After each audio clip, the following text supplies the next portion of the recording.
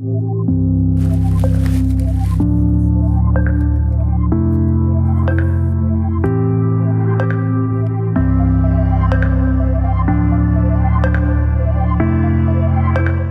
everyone, and welcome. My name's Aaron, and today we're taking a look at the JHS Colour Box.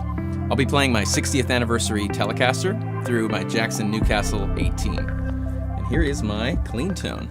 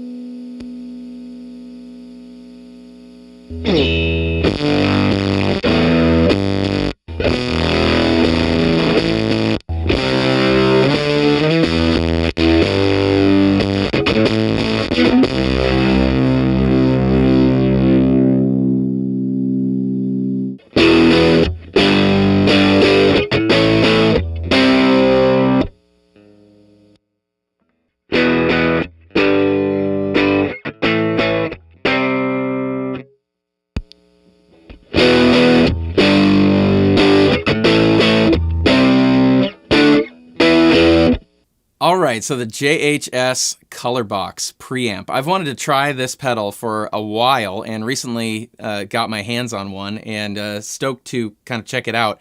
Preamp pedals, there's a lot of these around today. This one was kind of one of the first preamp type pedals to kind of hit the market. The Broadcast is also one of them. I feel like I mentioned the Broadcast in almost every video. That's sort of my standard by which I judge other pedals because I love that thing so much. But this is their claim to be like a Neve style preamp in a box. If you don't know what Neve is, Neve was a console manufacturer back in the day, headed up by a guy named Rupert Neve. Specifically, the preamp and the EQ in these consoles was just very delicious and warm and beautiful sounding, and still today is probably the most popular thing to track through when you're in the studio. So, you know, your microphones come into this console and you EQ it and, you know, turn up the gain and things like that. And then you go into Pro Tools or tape or whatever. Sometimes back in the day also, instead of plugging their guitar into a guitar amp, some crazy musicians and engineers got the idea to plug the guitar straight into this console. So when you do that, when you plug a guitar output into a Neve style preamp and then crank up the gain, you get this very unique type of overdrive, which is, I would describe as like really gritty and dirty and like almost like harsh and gross sounding, but in a cool way. And with a ton of low end. That's the signature of like plugging straight into a Neve console. The reason for that is because they have giant transformers, and people call it like iron. You can hear the iron of this console. It's just like going through these big transformers. It just adds this kind of halo of low end around the sound and weight. When I was reading the literature and the manual for this, they said weight a lot of times. And that's kind of what it does feel like, even at lower gain settings. And that's sort of one of the things I liked about it was even at low gain settings, I'm still kind of getting the weight and the grit and the authority of like that big transformer console type of sound. Right where I started at the beginning of the video, which is I think where I got back to here, was kind of my favorite sound, which was kind of a more chilled out thing.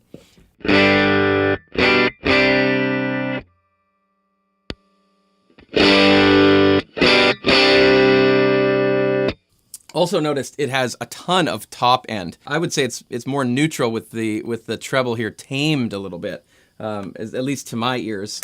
Listen to the top here. That's like not that bright. I have going into my amp.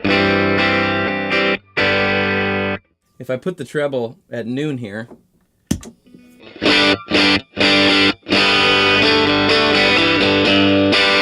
it's like, yeah, it's adding definitely some top. This is a Baxendall type EQ, which is an active EQ, which means it's not only taking away, but it's adding, treble and middle and bass. And you saw that illustrated actually when I turned up. You could have your gains here sort of set a certain way, but then if you just turn up the treble and middle and bass, you're adding volume, and so your amp's gonna, overdrive even more. Let me show that to you.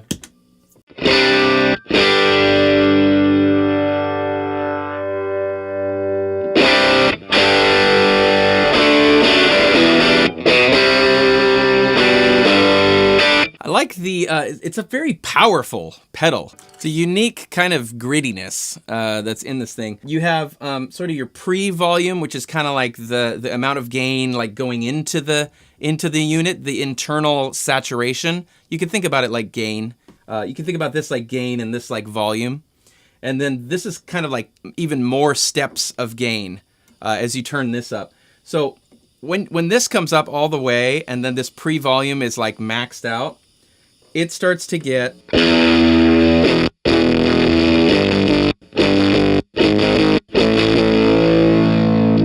So that's when it gets into the territory of like that plugging straight into a console kind of sound. And you can get really saturated and dirty and crazy with this thing. So as a stomp box, really cool, a unique, type of pedal. You can use it for that crazy thing, or you can just get kind of a lower gain thing and use it like that. So they also give you this Xlr Output here, which gives you the option of going straight into a console or a preamp. And so I'm going to actually do that. When you go into a guitar amp, you're still getting kind of that speaker breakup, and then obviously you're miking it. And so going into different amps, it's going to respond differently. But that sound of plugging a guitar straight into a console is sort of like that speakerless sound. It's like really dead and dry, doesn't have any room, around it or whatever. And so I want to try that. I want to try coming out of this Xlr Output. So I'm going to get like a sort of a gained up type of sound. I'll play a little riff, and then I'll switch to this Xlr Output, bypassing my amp altogether, and then we'll compare those two sounds.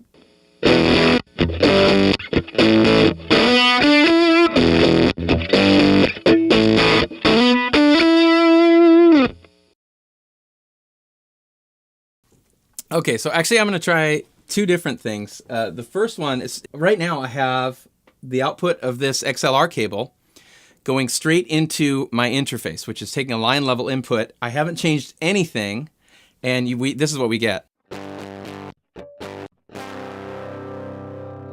And now the reason that it's so quiet is because this master output needs to be a lot hotter, because it's not going into another amplifier, basically, at this stage. Or it's a line level amplifier, which is a much sort of lower level.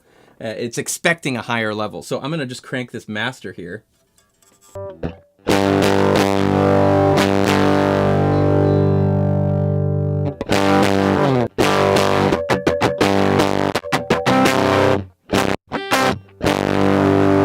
So that is a much more sort of authentic sounding. It's not rounded off, and it's not made more beautiful, basically, by my lovely amp. It's just sort of like, it's just guitar strings, pickups, and then electronics, moving gain. There's no acoustic, transducer, like a speaker interpreting that sound at any point. So it sounds very sort of like machine-like, dirty. Okay, now I'm going to do something. So that's sort of cool. It definitely does that kind of thing. So even if you don't have like a Neve style preamp, you can go straight into this box, straight out of it into your like interface or whatever, and you can get that grindy kind of, Beatlesy, Radioheady kind of direct plugged into console kind of sound. That's that sound. That is that sound. And you can kind of tweak it with the EQ, which is cool. Okay, now I'm going to, I happen to have, as I may have mentioned, I have a Neve style preamp. I have 3 of them here behind me. I love these. This is what I use when I record everything. I want everything. In a perfect world, everything would go through a Neve. It's just my favorite sound. So I'm going to compare this with plugging straight into the input of this Neve style preamp. Let's check that out.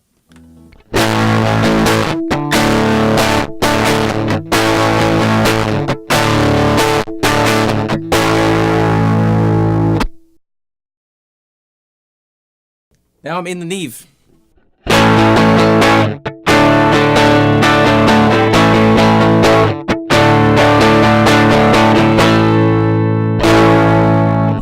Wow. As much weight, and low end as this pedal has, the real Neve has even more.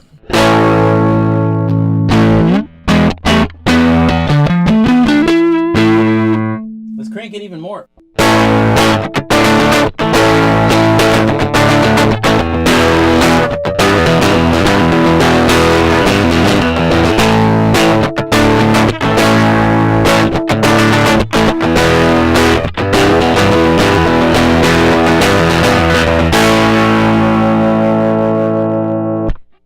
back in the pedal.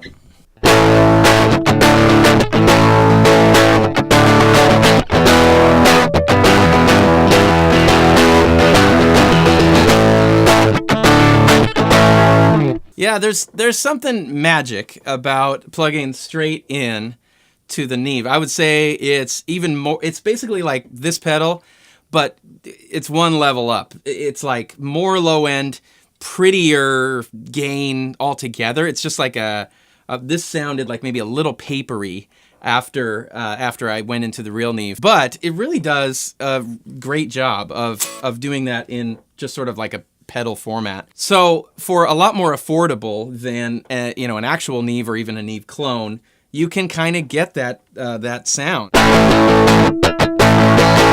All right, now for the last part of this little review, I want to try this thing out as a microphone preamp. When you read the literature and they're like, this is a Neve in a pedal, I'm like, okay, is it? This has a microphone input and also this microphone output. So I'm just gonna use it as a mic pre and listen to the sound. I'm gonna not try to get, a crazy gained up sound. I'm just gonna try to get a nice pretty sound and we'll see what happens.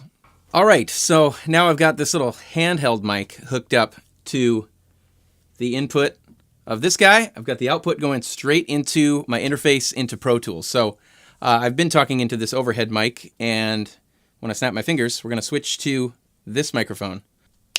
All right, now talking into the handheld mic, going straight into the input of the JHS Colour Box, using it as a microphone preamp. I messed with the controls a bit, and this is kind of the most transparent kind of sound that I could get with the EQ all straight up at noon.